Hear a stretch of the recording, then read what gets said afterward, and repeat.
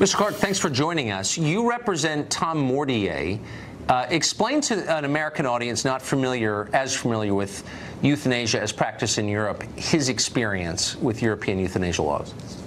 Yeah, absolutely. Well, Tom Mortier is a man who lives in Belgium, and he found out that his 64-year-old mother, who was physically healthy, she had no physical condition, he found out that she'd been euthanized the day after it happened, when the hospital phoned up his wife to ask them to come in and make the necessary arrangements. This isn't the day before it happened, it's not the day it happened, but the day after, he gets this phone call to ask him to come and make the necessary arrangements. And what was his response to this? Well, he, as you can imagine, like any son, was devastated. I mean, this is a man who hadn't really given a huge amount of thought to the euthanasia laws that are in force in Belgium before this happened. And his experience through all of this has turned him into someone who is willing to stand up in the difficult environment that it is in Belgium and say something is very, very wrong here when we decide that instead of caring for our sick, instead of caring for the vulnerable people that we have in society, we're going to offer death to them. How common is it in Europe? It's getting more common, and this is one of the frightening things. So I know there are some US states that are considering this, and I just encourage them to look at the experience in Europe. So we've got a couple of countries. Let's take Belgium as an example. And whenever euthanasia has been legalized, we've seen two things happen. So the first thing is we see the number of cases going up every single year. And so the cases started relatively low in Belgium until we've now reached the point where, according to the official government statistics, more than 5 people per day are euthanized in Belgium. And so these stories that you hear, the arguments that you hear that say, well, this is an exceptional thing, this is a rare thing, it's not true. And that's the first big problem that we see, that wherever euthanasia is legalized, that the numbers go up. And then secondly, the categories of people that can access euthanasia start to expand. People start to kind of push on the edges.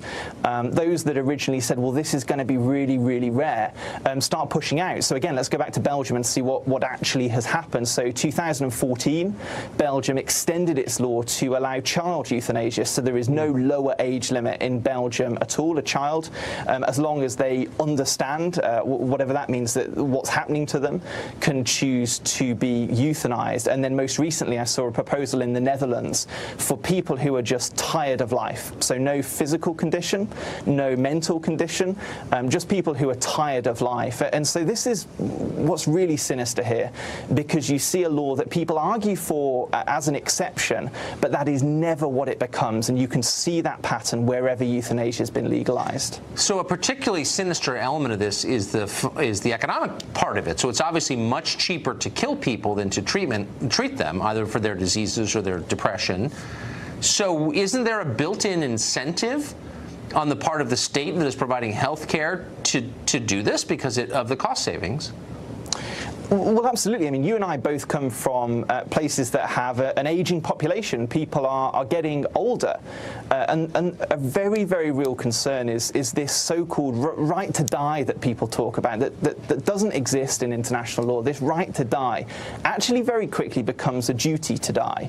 And so you've got vulnerable people that we should be caring for, who are going to start to feel maybe an implicit pressure, maybe just they feel they're a burden in terms of money, or a burden in terms of time, but maybe then explicit pressure as well. So cases where people have been told that they're a burden, that maybe their family members can't help them anymore, can't sustain them in their caring requirements. And so, yeah, there's a very, very real concern here that once you start to crack that door open, that it leads to vulnerable people feeling very, very real pressure. Have health insurers taken a position on this? Have they admitted that they're for it? So, I mean, the system of medicine is a little bit different in most European countries. Yes. But certainly, if you look, for example, in the UK at some of the groups that have been involved in this discussion, so the UK Parliament very recently debated this issue and overwhelmingly rejected a bill that would have legalised assisted suicide, as they called it, in the United Kingdom. And every major, for example, disability rights group was against that bill because they recognised the burden and the threat threat that that's going to place on some of their members, people who are vulnerable, people who are elderly. And then take, for example, the doctors.